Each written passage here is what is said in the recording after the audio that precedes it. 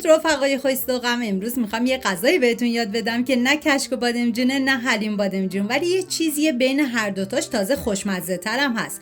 از اون غذاهایی وقتی یه لقمه‌شو با نون میذاری تو دهنت خودت میگی این چی بود دیگه. اگه دنبال یه غذای کشدار و خوشخوراک و خاص هستی تا آخر این ویدیو همراه من باش.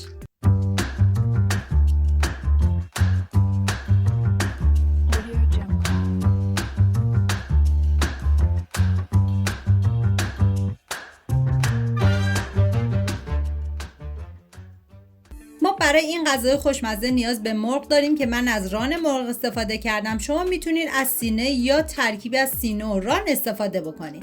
مرغ‌ها رو میذارم داخل قابلمه و بعد از اون مقداری ادویه که شامل پودر گشنیز، زردچوبه، نمک و فلفل سیاه هست بهش اضافه میکنم و بعد از اون یه عدد پیاز رو به صورت خلالی ریز میکنم.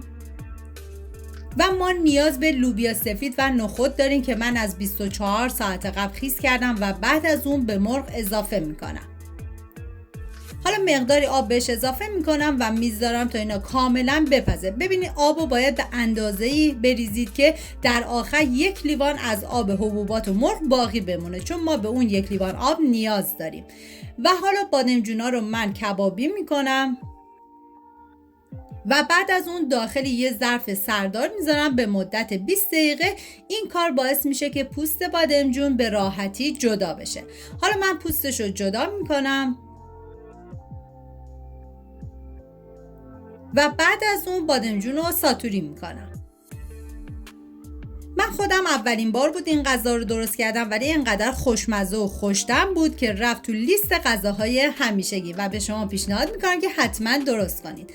و ما نیاز به پیاز داریم که پیاز رو به صورت اسلایسی ریز میکنم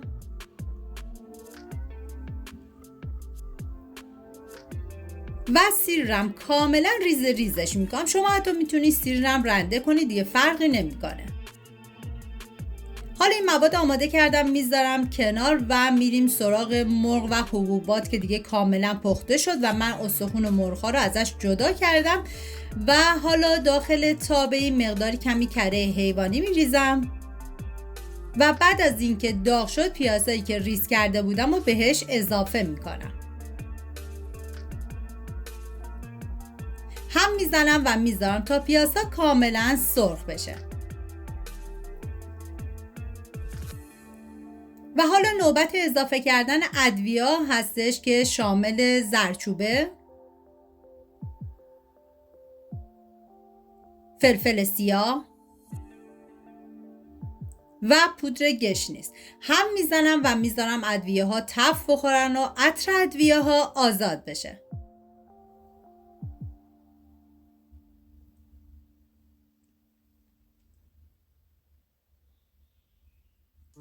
و حالا سیری که ریز کرده بودم و به پیاز اضافه میکنم و هم میزنم و میذارم تا سیرم یه تفته خیلی مختصری بخوره.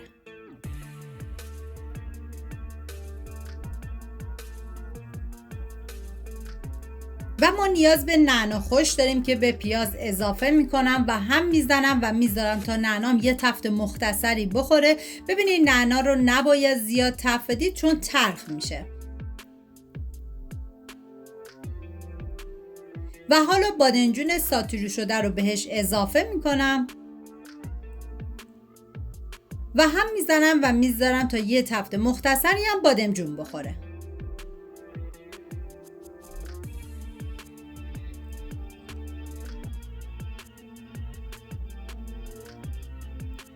و حالا مرغ و حبوبات پخته شده رو به بادمجون اضافه میکنم.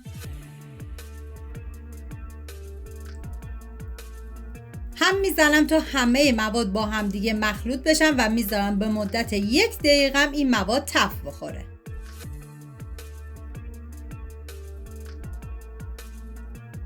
و حالا 1 لیوان آب مرغ و حبوبات که گفتم و توی این مرحله به مواد اضافه میکنم و هم میزنم تا همه مواد با هم دیگه مخلوط بشن.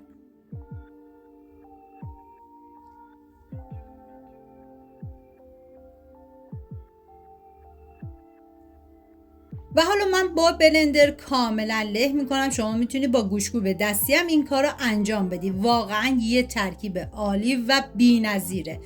حالا من کاملا لهشون میکنم.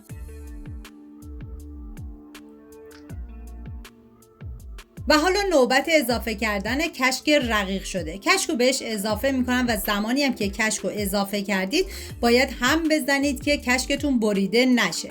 بعد از این که کشک رو اضافه کردید بذارید با حرارت کم به مدت 1 ربع دیگه این موادتون بپزه و بعد از اون کاملا جا میفته. دیدین چه ساده بود، ولی طعمش اصلا ساده نیست. اگه یه بار درستش کنی مطمئنم میره تو لیست غذاهای همیشگی. من دیدم نمکش کمه و مقداری هم نمک بهش اضافه کردم و یه هم میزنم. یادت نره این ویدیو رو لایک کنی، کامنت بذاری و اگه هنوز تو جمعمون نیستی حتما کانال رو سابسکرایب کنی. و بهش دیگه زمان میدم و اینم از غذای خوشمزه ما. امیدوارم درست کنی و در کنار خانواده از خوردنش لذت ببری.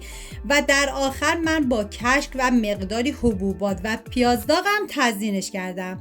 ممنون از همراهی همیشگیتون. تا ویدیوی بعدی دلتون شاد و لبتون خندون.